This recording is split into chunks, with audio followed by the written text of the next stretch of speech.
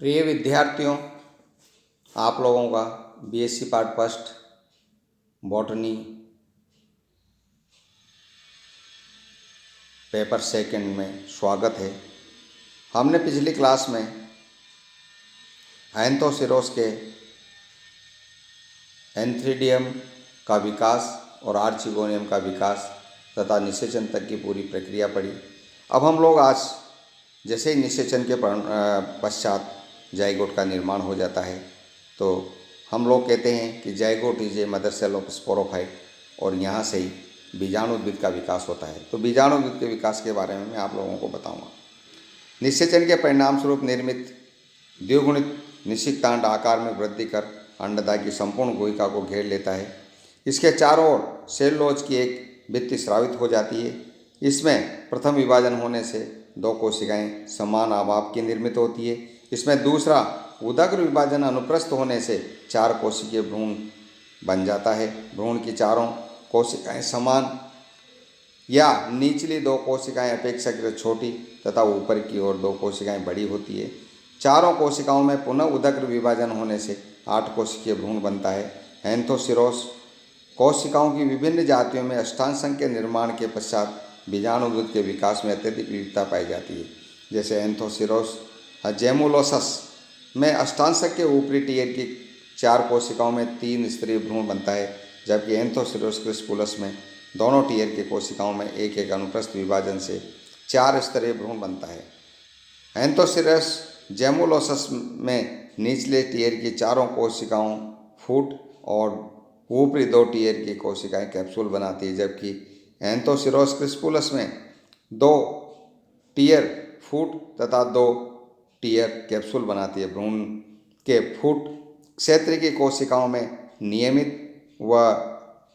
नियमित Anthoceros erectus तथा भ्रूण के फूट अनियमित तथा हिमालयंसिस एंथोसिरोस हिमालयंसिस में विभाजन होने से एक कंदिल फूट का विकास होता है।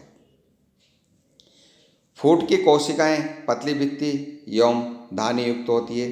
कुछ जातियों में फूट की पृष्ठीय कोशिकाएं गैमेटोफाइट की सेल्स के बीच पोषण अवशोषण के लिए चुस्कांक समान संरचनाएं बनाती है। भ्रूण के ऊपरी टीयर की कोशिकाएं एक परिणतिक विभाजन द्वारा बाहर की ओर बहिस्थिशियम तथा भीतर की ओर एंडोथिशियम बनाती है। अंतस्थिशियम की सभी कोशिकाएं बंदे ऊतक में परिवर्तित होकर कोलुमेला बनाती है। शिशु बीजाणुद्भिद के कोलुमेला में बंदे कोशिकाओं की 16 उदग्र पंक्तियां पाई जाती है। बहिस्थिशियम की कोशिकाओं में पुनः परिणतिक विभाजन होने से बाहरी बंदे जैकेट प्रारंभिक तथा भीतरी फलत बीजाणुजल कोशिकाओं की एक परत बनती है। यह फलत परत सामूहिक रूप से प्रसूतक कहलाती है। जैकेट प्रारंभिक की कोशिकाएं परिणतिक एवं अपनतिक विभाजनों द्वारा 4 से 6 स्तरीय कैप्सूल वाल का निर्माण करती है। कैप्सूल वाल की सबसे बाहरी स्तर की लंबी कोशिकाएं कैप्सूल की बाह्य त्वचा बनाती है।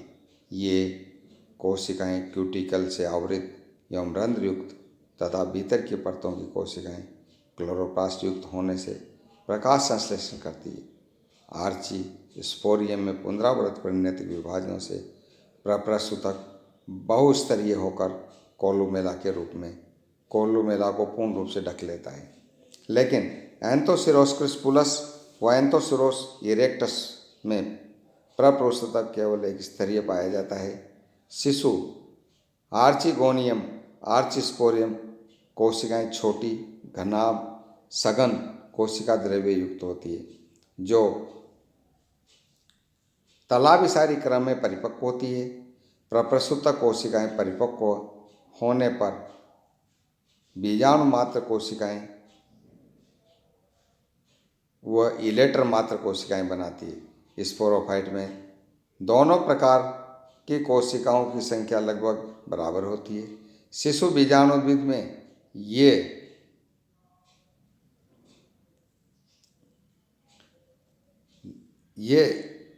कोशिकाएं नियमित एकांतर क्रम में व्यवस्थित होती है, परंतु परिपक्व बीजाणुद्भिद में ये मिश्रित अवस्था में पाई जाती है। बीजाणु मात्र कोशिकाओं की लंबाई में वृद्धि पश्चात इनमें अर्धसूत्री विभाजन से बीजाणु चतुष्क बनते हैं तथा इलेटर्स मात्र कोशिकाएं अनुप्रस्थ या तिर्यक विभाजनों से एक 3 से 4 कोशिकीय या साकित तंतुल इलेटर्स बनाती है।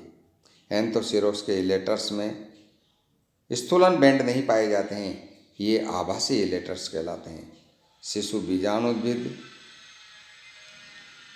कैप्सूल व कैलोमेला प्रप्रसूतक तथा जैकेट होने के पश्चात इसकी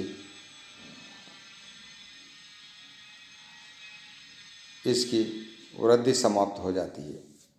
इस अवस्था में फूट एवं कैप्सूल के बीच एक मेरिस्टेमेटिक क्षेत्र बन जाता है जिसे अंतर्वेशी विभज्योतक कहते हैं तथा कैप्सूल की शेष वृद्धि इस विभज्योतक की सक्रियता से होती है। एंथोसिरोस बीजाणुद्भिद की एक रक्षीय आवरण से ढका होता है जिसे कैलिप्ट्रा या परिचक्र कहते हैं। विद्यार्थियों, मैंने जैसा आप लोगों को बताया था कि इसके अंतर्गत जैसे जाइगोट बन जाता है, उस जाइगोट जब हम इस चित्र का विवेचन करते हैं तो आप लोगों को मैं स्पष्ट रूप से बता देना चाहता हूँ। ये जो जाइगोट है, ये जाइगोट एक बहुत बल्बनुमा संरचना बन जाती है और इसमें एक उदग्र विभाजन होता है जिससे दो कोशिकाएं बन जाती है और तत्पश्चात इसमें असम्मित अनुप्रस्थ विभाजन होने से 4 कोशिकाएं बन जाती है और इन कोशिकाओं में एक उदग्र और एक अनुप्रस्थ विभाजन होने से एक अष्टांशक बन जाता है। एंथोसिरोस के अंतर्गत जो अष्टांशक होता है ये जातियों पर निर्भर करता है। इसमें विविधता पाई जाती है, इसमें भिन्नता पाई जाती है। इसमें ओपरी टियर की कोशिकाएं पेरिक्लिनली डिवीजन द्वारा विभाजित होती है जिससे बाहर की ओर एम्फीथीसियम और अंदर की ओर एंडोथीसियम बन जाती है तथा निचले वाला जो टियर होता है, इसमें निचले वाले टियर में असम्मित विभाजन होने से एक मांसल कोशिकाएं बन जाती है। तत्पश्चात ये जो एम्फीथीसियम की जो कोशिकाएं हैं इनमें पेरिक्लिनल डिवीजन होता है और ये जो कैप्सूल है उस कैप्सूल के चारों ओर आवरण बना देती है तथा कोलुम जो भीतर वाला जो एंडोथीसियम होता है उसमें भी विभाजन होने से कोलुमेला का निर्माण हो जाता है तथा बीच में जो स्थित होती है उनको हम आर्चिस्पोरियम सेल के नाम से जानते हैं। इस प्रकार से आगे विभाजित होकर और ये एक संरचना बना देती है।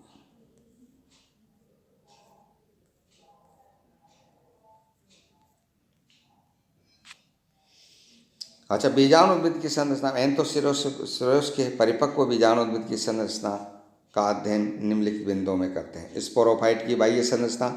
परिपक्व बीजाणुद्भिद थैलस की अपाक सतह पर बेलनाकार ऊर्ध्व अक्ष के रूप में पाया जाता है। इनका आधारी भाग एक कॉलर समान परिचक से घिरा रहता है। शिशु अवस्था में एंथोसिरोस का कैप्सूल हरे रंग के, लेकिन परिपक्व अवस्था में आधार पर पीले एवं बाद में काले रंग के हो जाते हैं। प्रत्येक स्पोरोफाइट में फूट कैप्सूल स्पष्ट रूप से दिखाई देते हैं। फूट स्पोरोफाइट का ये आधारी कंदिल भाग होता है जो युग्मकोद्भिद थैलस में अंतस्थापित रहता है। कैप्सूल ये बीजाणुद्भिद का अनुप्रस्थ भाग एवं थैलस की सतह पर सूख या सिंग के रूप में विकसित हो जाता है। इस वजह से एंथोसिरोस को हम हॉर्नवट के नाम से जानते हैं। कैप्सूल की मोटाई आधार से शीर्ष तक एक समान होती है। इसका शीर्ष नुकीला एवं सूंडाकार तथा जातियों पर निर्भर करता है। इसकी जो लंबाई है वह कुछ जातियों में 3 से 15 सेंटीमीटर तक पाई जाती है तथा फूट एवं कैप्सूल के बीच में अंतर्वेशी मेरिस्टेमेटिक ऊतक पाया जाता है। बीजाणुद्भिद की आंतरिक संरचना। बीजाणुद्भिद की आंतरिक संरचना के अंतर्गत हम सबसे पहले फूट का वर्णन करेंगे। बीजाणुद्भिद का आधारी कंदिल भाग फूट धानीयुक्त मृदुतकीय कोशिकाओं से निर्मित होता है। फूट की पृष्ठीय कोशिकाएं युग्मकोद्भिद ऊतक के अंतरा कोशिका अवकाशों में चूस्कांक जैसी संरचना बनाता है। कैप्सूल कैप्सूल की आंतरिक संरचना का अध्ययन हम निम्नलिखित 3 बिंदुओं में करते हैं। कैप्सूल वॉल, स्पोरोजिनस टिश्यू और कोलोमेला। सबसे पहले कैप्सूल वॉल अर्थात संपुट भित्ति। कैप्सूल वॉल 4 से 6 मृदुतकीय परतों से निर्मित होती है। सबसे बाहरी स्तर सुस्पष्ट बाह्य त्वचा में विभेदित होता है। इसकी कोशिकाएं उदग्र रूप से दीर्घित एवं क्यूटिकल की मोटी परत से आवृत होती है। बाह्य त्वचा में आवृत बीजियों के समान द्वार कोशिका से घिरे हुए रंध्र पाए जाते हैं। ये रंध्र बीजाणुद्भिद के उदग्र अक्ष में विन्यासित रहते हैं, जो कैप्सूल वॉल की भीतरी परत में स्थित अंतरा कोशिका अवकाशों से खुले कैप्सूल वॉल की कोशिकाओं में क्लोरोप्लास्ट पाए जाने के कारण ये प्रकाश संश्लेषण का कार्य करती है। इन कोशिकाओं को जल एवं खनिज पदार्थ युग्मकोद्भिद द्वारा प्राप्त होता है। कैप्सूल के शीर्षस्थ भाग की बाह्य त्वचा में 2 या 4 उथली खांचे पाई जाती है, जो कैप्सूल के स्फुटन में सहायक होती है। बीजाणुजन ऊतक ये ऊतक कैप्सूल के आधार से शीर्ष तक कोलोमेला को गुंबदाकार आकार के रूप में आच्छादित होता है। इसके आधारी भाग में बीजाणुजन ऊतक एक स्तरीय प्रपृष्ठक के रूप में तथा शीर्ष की ओर बीजाणु एवं मिलेटर्स में विभिन्नता होती है। अतः अधिकांश जातियों में कैप्सूल के शीर्ष की ओर बीजाणुजन ऊतक की 2 या अधिक परतें होती है, लेकिन एंथोसिरोस क्रिस्पुलस में केवल आर्चिस्पोरियम की एक परत पाई जाती है। कैप्सूल के परिपक्व भाग में बीजाणु चतुष्कों के साथ आभासी इलेटर्स भी पाए जाते हैं। अधिकांश जातियों में इलेटर्स 1 से 4 अनियमित आकार की कोशिकाओं से निर्मित सरल या शाखित तंतु रूप से में होते हैं। एंथोसिरोस के इलेटर्स में स्थूलन बैंड नहीं पाए जाते। कोलोमेला ये कैप्सूल के केंद्रीय भाग में स्थित बाह्य त्वचा का स्तंभ है, जो एपिडर्मिस के आधार से शीर्ष तक फैला रहता है, जो मोटी भित्ति युक्त लंबी कोशिकाओं के 16 उदग्र पंक्तियों से निर्मित होता है। कोलोमेला का मुख्य कार्य मृदुल व लंबे कैप्सूल या बीजाणुद्भिद को यांत्रिक सहायता प्रदान करना है। विशेष परिस्थितियों में कोलोमेला कभी कभी जल चालन ऊतक के रूप में कार्य भी करता है। कैप्सूल का स्फुटन कैप्सूल के बीजाणु अग्राभिसारी क्रम में व्यवस्थित होते हैं। परिपक्व कैप्सूल की भित्ति इलेटर बीजाणु एवं कोलोमेला सूखने लगते हैं। इस अवस्था में ये भूरे काले रंग का दिखाई देता है। इस समय कैप्सूल के एक शीर्ष पर एक से अधिक उदग्र खांचों पर एक अनुदैर्ध्य दरार विकसित होती है, जो धीरे धीरे कैप्सूल के आधार की ओर बढ़ती है। इस प्रकार से कैप्सूल दोनों कपाटों से निर्मित हो जाता है। प्रारंभिक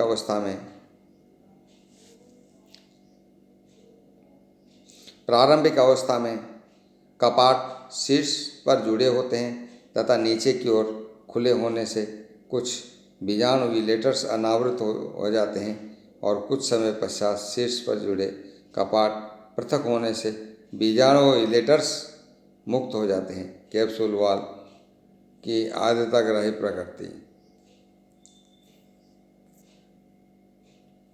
जर्मिनेशन ऑफ स्पोर बीजाणु का अंकुरण एंथोसिरोस इरेक्टस व एंथोसिरोस पंक्टेटस में कैप्सूल से मुक्त होने के तुरंत पश्चात तथा एंथोसिरोस फ्यूजिफॉर्मिस में विश्रामावस्था के बाद होता है।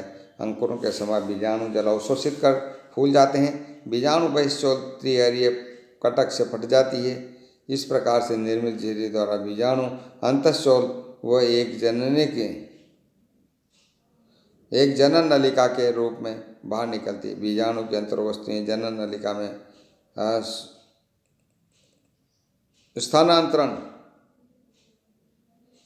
स्थानांतरित हो जाती है। इस अवस्था में बीजाणु रंगहीन प्लास्टिड सक्रिय हो जाता है, जनन नलिका के शीर्ष पर दो उत्तरोत्तर अनुप्रस्थ विभाजनों से के शीर्ष पर दो सेल्स बन जाती है। इन दोनों सेल्स में एक दूसरे के कोण पर दो उदग्र विभाजनों के फलस्वरूप अष्टांशक बन जाता है। जब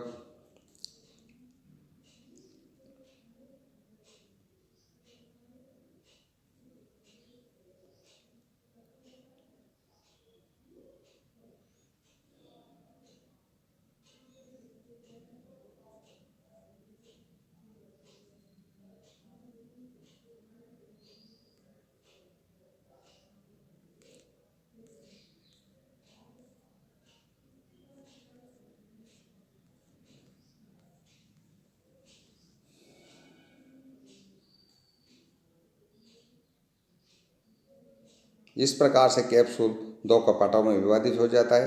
प्रारंभिक अवस्था में कपाट शीर्ष पर जुड़े होते हैं तथा नीचे की ओर इनके खुले होने से कुछ बीजाणु व इलेटर्स अनावृत हो जाते हैं। कुछ पश्चात शीर्ष पर जुड़े कपाट पृथक होने से बीजाणु व इलेटर्स मुक्त हो जाते हैं। इस प्रकार से कैप्सूल वाल आद्यताग्राही प्रकृति की होती है और एंथोसिरोस में पूर्ण रूप से इसका स्फुटन हो जाता है बीजाणु उद्भिद का।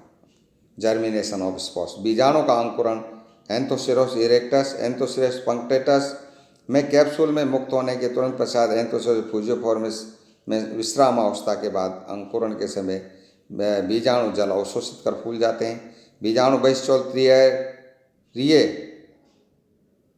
पटक से फट जाती है। इस प्रकार से निर्मित झिर्री द्वारा बीजाणु अंतःशोल एक जनन नलिका के रूप में बाहर निकलती है।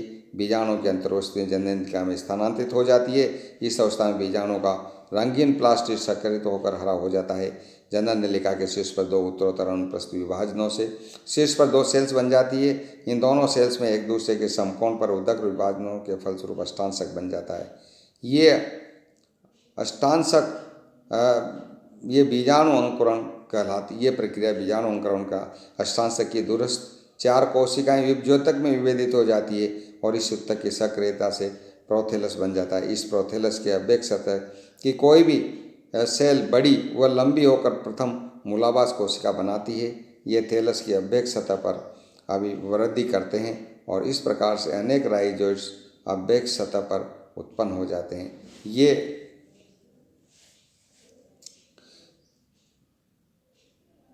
ये पोषण अवशोषित कर थैलस की अन्य कोशिकाओं में विभाजित होकर एक नए थैलस का निर्माण करते हैं।